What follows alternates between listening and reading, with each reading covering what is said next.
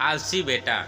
एक गांव में हीरालाल नाम का एक साहूकार था। वह बहुत मेहनती था। वह सुबह 5 बजे उठकर सबसे पहले शिव मंदिर जाता। इसके बाद वह अपने खेतों में गोदाम में जाता और फिर अपने भैंसों के तबेले में जाता था। उसकी मेहनत के कारण उनका काम अच्छा चल रहा था, जिससे वह और ज़्यादा अमीर हो गए थे। एक दिन हीरालाल अपने बेटे रोहन को सुबह जल्दी उठाने के लिए गया, जिससे वह भी उसके साथ काम पर जाए और काम को सीख जाए। लेकिन वह आलस्य के कारण नहीं उठा, जिसके बाद हीरालाल चला गया। हीरालाल इसी तरह उसको जब भी रोहन को उठाने के लिए जाता, तब वह कुछ न कुछ बहाना बनाकर फिर से सो जाता था। हीरालाल अपना काम मेहनत से उसी तरह करता जा रहा था।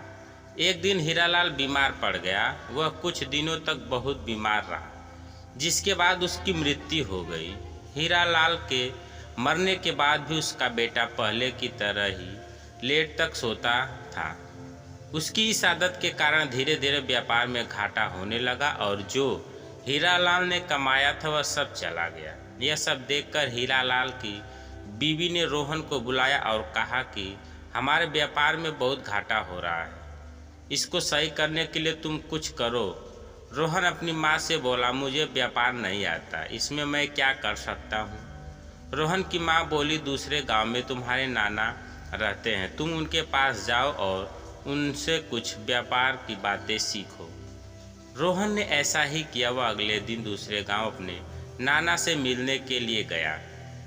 उसने नाना से व्यापार में घाटे की बात बताई तो उन्होंने रोहन को सुबह 5 बजे उठकर पहले शिव मंदिर, फिर खेतों में, गोदाम में और उसके बाद भैंसों के तबेले में जाने की सलाह दी।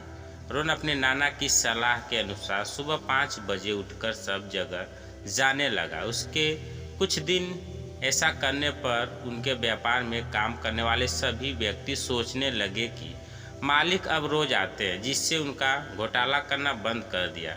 इससे उनका व्यापार फिर से अच्छा चलने लगा और पहले की ही तरह हो गया। यह देखकर रोहन की माँ बहुत खुश हुई और उसने रोहन को अपने नाना को धन्यवाद बोलने को भेजा, जिनकी वजह से यह सब हुआ था।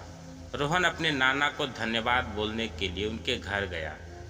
उसके नाना ने रोहन को बोला, तुम पहले आलस करते थे, जिससे व्यापार में घाटा हुआ था।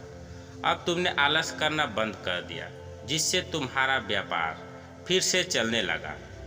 अब रोहन को यह बात समझ आ चुकी थी। कहानी की सीख, हमें कभी भी आलस नहीं करना चाहिए। आलस करने से नुकसान होता है, जिस तरह रोहन को पहले इससे नुकसान उठाना पड़ा। तो दोस्तों, कहानी कैसी लगी कमेंट करके अवश्य बताइएगा। अगर आप चैनल पर नए हैं तो चैनल को सब्सक्राइब करें। वीडियो को पूरा देखने के लिए धन्यवाद।